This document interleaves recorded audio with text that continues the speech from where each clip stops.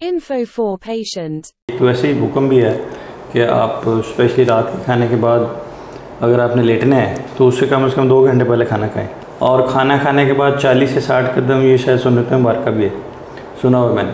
तो वो जब आप वाक़ई नहीं करेंगे और खाना खाने के बाद लेट जाएंगे तो वो भी एक फैक्टर है पोजीशन का भी, खाना वापस आना शुरू हो जाता है। तो ओवर ईटिंग और वो तो वैसे ही एक हुक्म भी है कि खाना भूख रख के खाएँ, ठीक है, थोड़ी सी भूख को तो छोड़ दे। तो शायद यही फैक्टर्स हैं जो उसको हम जब बाईपास करते हैं तो वो चीज़ें डेवलप होना शुरू हो जाती हैं। जी सर। तो सर इसके काजेज़ क्या हो सकते हैं? ओबेसिटी, वेट गेन करना और ओवर ईटिंग करना, और जो टिश्यूज़ अंदर के हैं एज के साथ साथ वो लैक्स हो जाना, और कुछ स्ट्रेस में पेशेंट ज़्यादा खाता है, ठीक है, कुछ मेंटल प्रॉब्लम जैसे हैं, साइकोलॉजिकल हैं, साइकेट्रिक हैं, जिनमें आप ज़्यादा लेते हैं और वो वापस आना शुरू हो जाता है खाना जो है। सम टाइम ये है कि वो जो स्टमक की इन्फेक्शन है, गैस्ट्राइटिस है, तो गैस्ट्राइटिस और वेदे की जो नाली है यानी एसोफेगस, उसकी इन्फेक्शन वो भी एक काज कर रही होती हैं जो रिफ्लेक्स का, यानी उसकी वजह से रिफ्लेक्स जो है वो ज़्यादा डेवलप होना शुरू हो जाता है। गैस्ट्राइटिस जो है वो भी रिफ्लेक्स को डेवलप करता है।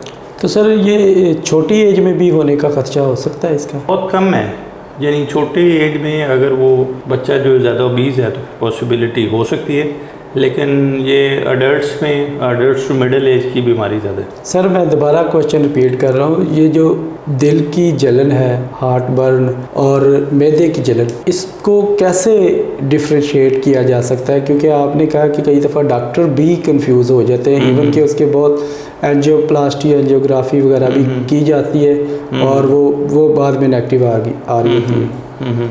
बेसिकली जो मैदे का प्रॉब्लम होगा ना, उसमें ये समझ लें कि जो प्रीवियस हिस्ट्री पेशेंट की है शायद वो नहीं होगी, यानी उसको शुगर नहीं होगी, उसको ब्लड प्रेशर नहीं होगा, उसको हार्ट का पहले प्रॉब्लम नहीं होगा। अच्छा। वो बिल्कुल यानी नॉर्मल पेशेंट होगा, ठीक है, लाइकली, और उसमें एक जलन शुरू हो गई तो आप कहते हैं यार इसकी तो पहले हिस्ट्री नहीं है, लेकिन फिर भी रूल आउट किया जाता है। अब एक चीज़ ऐसी है कि अभी खाना खाया और खाना खाने के बाद फ़ौरन जलन शुरू हो गई तो आप कहते हैं यार ये ज़्यादा मैदे से रिलेटेड ही लग रहा है, और बाज़ का तो वो अगर खाने के बगैर शुरू हो गया तो और हिस्ट्री भी है प्रीवियस, तो आप कहते हैं कि ये स्टमक का नहीं लग रहा, ये तो कार्डिक प्रॉब्लम है। दूसरी जो पेन जो मैंने पहले कि जिस तरह बर्निंग के साथ जब पेन होती है तो पेन रेडिएट करती है लेफ्ट साइड पे, और उसके साथ बाकी सिम्टम जो है स्वेटिंग होना, यानी इरिटेशन होना, कलर का चेंज होना, फेंट हो जाना, ये सारी चीज़ें हार्ट से ज़्यादा वो रिलेट करती हैं, और हार्ट पेशेंट को टाइम नहीं देता। अगर एक पेशेंट कहता है जी मुझे तो रात से जलन हो रही है, अच्छा, और अब दोपहर हो गई है, ठीक है, तो वो लाइकली हार्ट की प्रॉब्लम नहीं होगी, क्योंकि हार्ट की जलन